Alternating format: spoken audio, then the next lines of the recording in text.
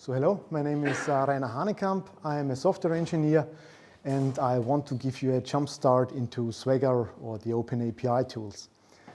So the plan for the next 20 minutes is that I start with a theoretical part. So I will explain what Swagger is all about, why you should use it. And after that, we will create a small web application called City Info that will have a backend where we will use Express. And we will also create a small client in Node.js. And for both components, we will try to apply the Swagger tools. Okay. So as everybody should know, these days modern web applications provide web services and you usually can access these web services via a certain URL. You have a request type that this web service expects, and you have a response type that the web service returns. So in our case, it would be the URL cities that where the request is the name of a city along the population and then the size, and it returns a list of the existing cities. Now the problem is that if we implement this web service on the server side, then we have to create a client so that we can connect to it. And the problem is that this is somehow some kind of duplicated code because we already have the information how the web service exists in the form of URL, request, and response type written in the backend, but we have to rewrite it in the client. And this is also a very boring work. And if our application works very good, is successfully, then we extend it and we also have to maintain it. So the problem is then again, if we make some change on the server side, in this case we have changed the URL from cities to city, and we forget to synchronize this change in our client, then we have a problem.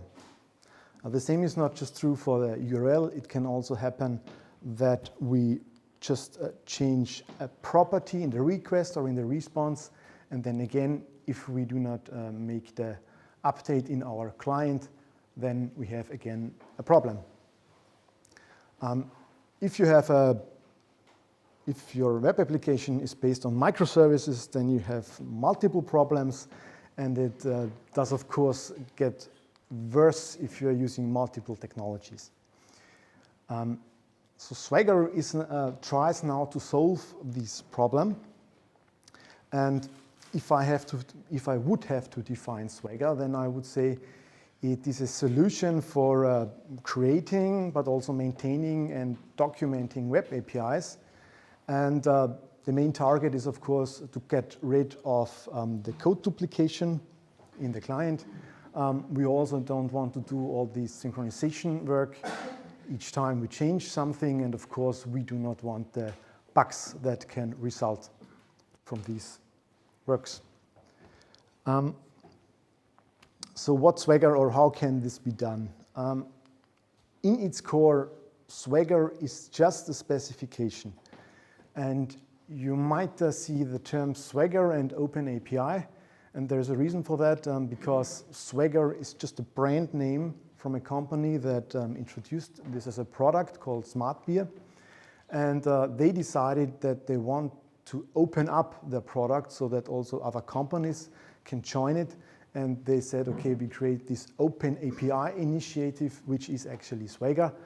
And so the saying is until they have, so before they created the OpenAPI initiative, the standard was called Swagger. And now, with the OpenAPI initiative, it is called just OpenAPI. The specification can be written in JSON or YAML, as we will see later. And the interesting part are now the tools or the ecosystem around this specification. We have an editor, not surprisingly, that can help us. We also have a tool that can generate us a documentation out of our specification.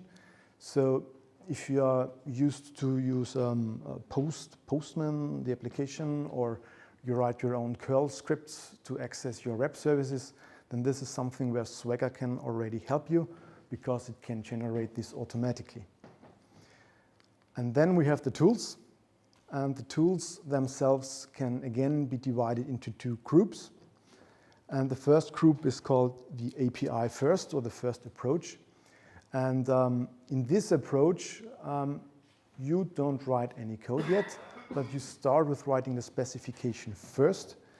And then there are some tools or code generators that can generate your client code to use this web API. So in this case, or in the JavaScript space, there are code generators for Node.js, but also for Angular. And in Node.js, you would get an NPM module, and in Angular, you would get an Angular module. And there are also code generators for server stubs, so where you can actually get some code that you can use in your backend or in your server. Unfortunately, for Node.js, this does not work so good. But if you are using, for example, Spring on the backend, then I can really recommend it because the code generators works very good. The other approach is the code first approach. So this is something where we already have our application and we want to integrate Swagger afterwards. And again, there are several tools for different frameworks. And the main point here is that these tools try to analyze your backend. So for example, they go through your controllers, they check what request and what response types that you have there, and they can generate the specification on the fly. And then you can use the specification to create, for example, an Angular client. So this is a common use case. Good.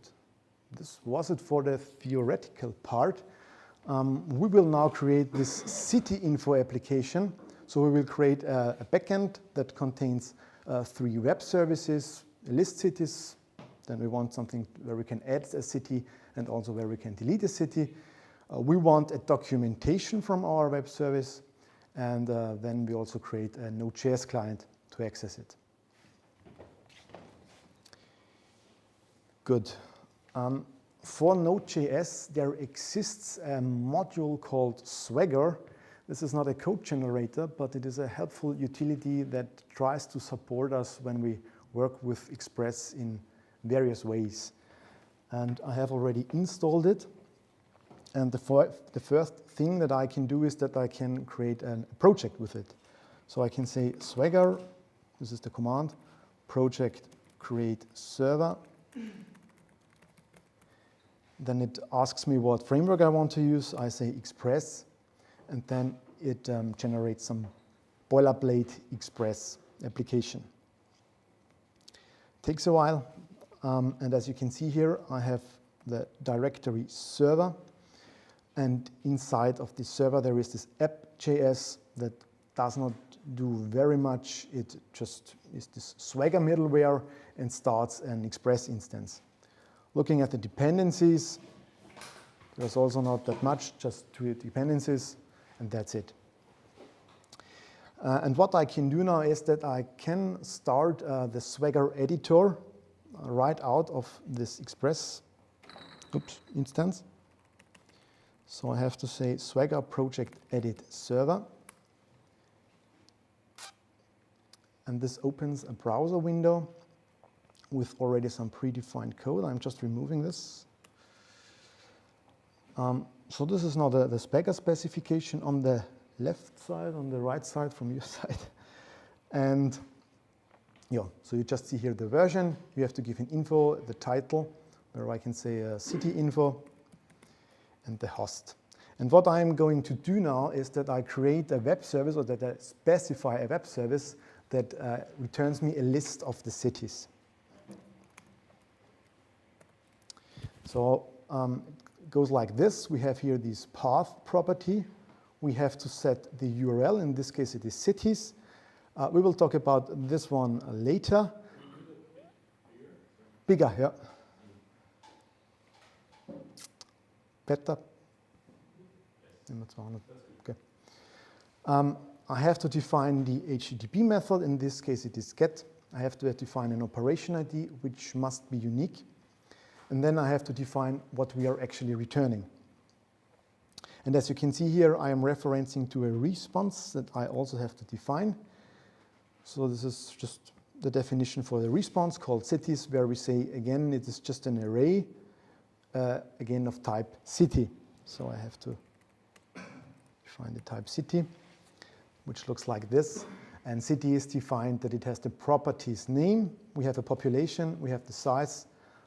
I also have to set the data type. And what I'm also saying here is that these three properties are required.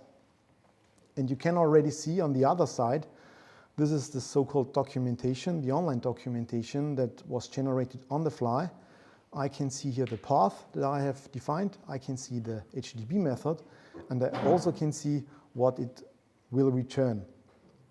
And the cool thing is that I can, from this page, I can already access my web service. There is this button, try this operation. And if I click on it, it tells me what request it will do. And at the bottom, I have again here this button, send request. If I click on it, it will not work because I haven't yet started the server and I also don't have the implementation yet. So I'm just starting the server. So the command is Swagger project start server. And yeah. And now there is a small or a helpful utility because I don't need to define the routings in my Express instance. And this is where this property here comes into play, because here I can define the name of the JavaScript file where this response request will be responded, and the operation ID is the function that will be called, which means I require a city info JavaScript file with the function list cities. Switching over, there is this directory API controllers, and I create now this city info.js file.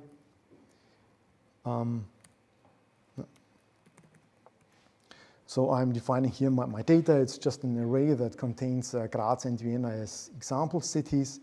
And then I define this list cities function that just returns this array in JSON. I also have to export this function, of course.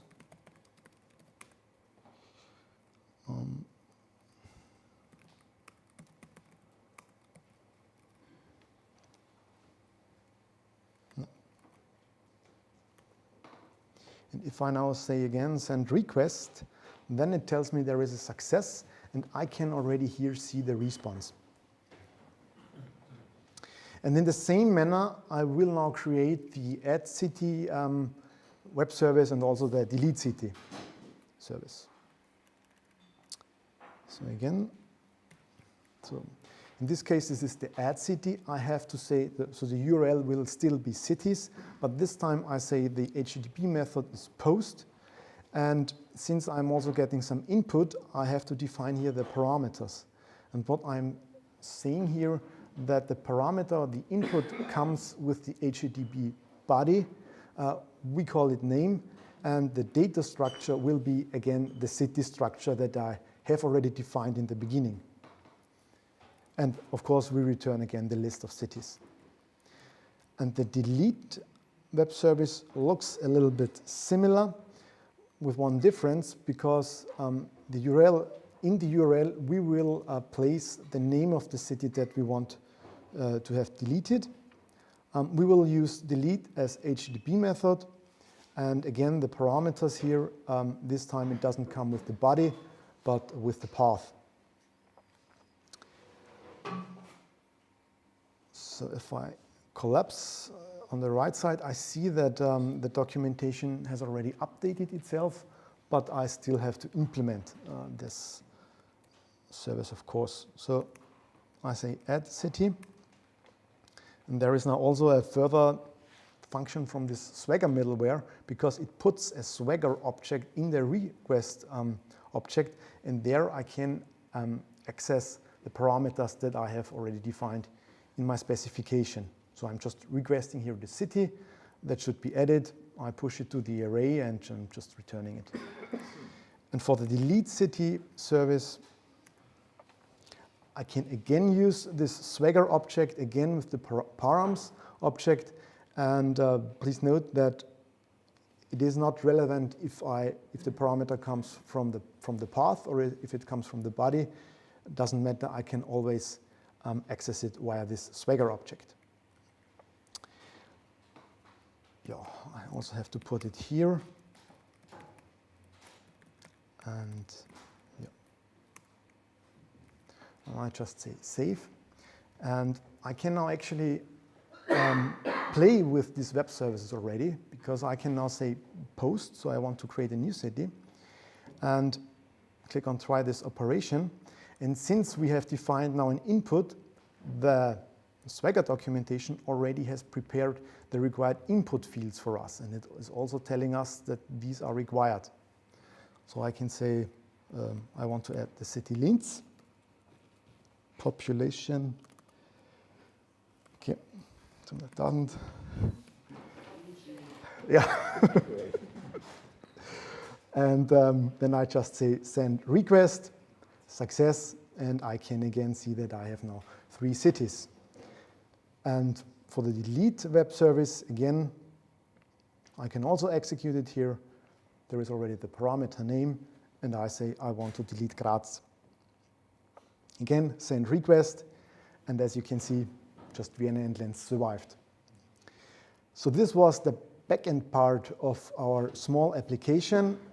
Just to repeat, we saw how the Swagger middleware works. We saw how a Swagger specification looks like, and we also saw how the documentation looks and how we can use it. And now we want to create the Node.js client, which can be done very quickly because we can use a code generator for this. The code generator comes as jar file, or you can also use Docker. And in my case, I'm using Docker because there exists a Docker image. And it's very short, so I have here this, the name of the Docker image, where I say generate. I have to pass the Swagger specification, of course. Then I have the possibility to set a configuration. Since it is a node module, I can say here that the node module should be named city info client. I can set the version number, and I can also say that I don't want that it is a snapshot. There we are. And of course, the output directory, and this last parameter tells the code generator which type of generator it should use. And for the Node.js, the name of the code generator is TypeScript fetch. I execute it, so generate client. Hopefully it works. Yep. And we have now a new directory called client that has been generated. And in this directory, there is this file API ts, and it provides me with a class default API that already contains for each of the defined web services methods. So I have here this add city method, I have a delete city method, and I also have the list cities method. And another fact is that it has also created the interface for the city type. If I just scroll up, you see that this is an interface with a name, the population, and the size. So what I can do now, I can use it, of course, and it would go like this. So I'm instantiating this default API class, and I say I want to add a new city. As you can see, since it is in TypeScript, I also get some support from my IDE. And this time I choose another city, the same size. Population, let's say this, and the size is this one. I'm putting it inside a function.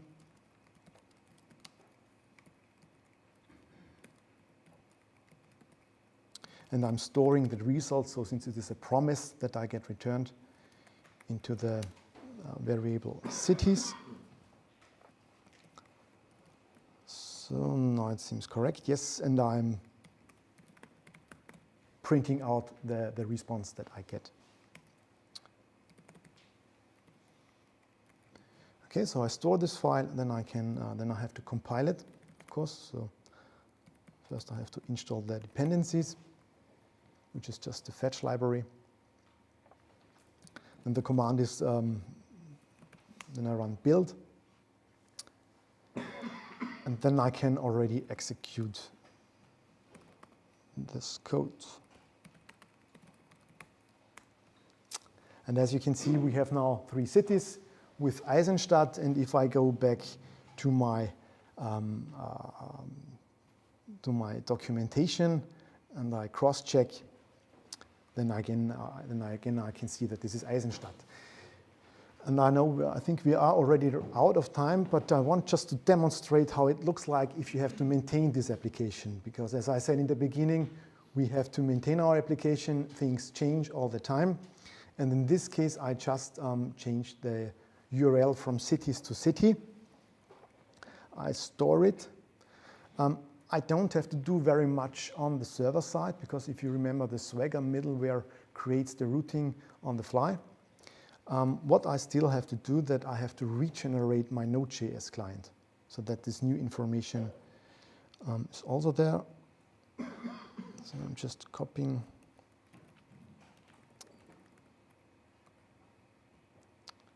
this over, don't save. So I say again, generate client.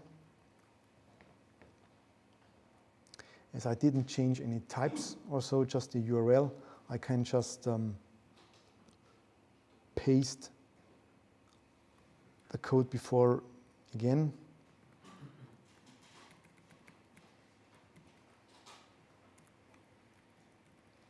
Yep. And again, I know I run npm run build, and then I run the index.js. Does not work, JS. Yep. And as you can see, it worked. The reason why Eisenstadt is just one entry, if you might remember, I have edited now a second time, is that the Express server restarted itself and we started with the old data. And if you don't believe me, I can open here the web developer tools and can again just request the list of the cities. Or you can just read it here, it tells city. And again, so here it is, city. Okay, so this is how Swagger works. We didn't have that much time, but I think that you have some kind of idea how you can use it. And again, Swagger works really good, or even better, when it comes to typed languages, because then Swagger also can generate the request and the response type, which is not needed in a JavaScript environment. Okay, and by that, I'm finished. Yeah.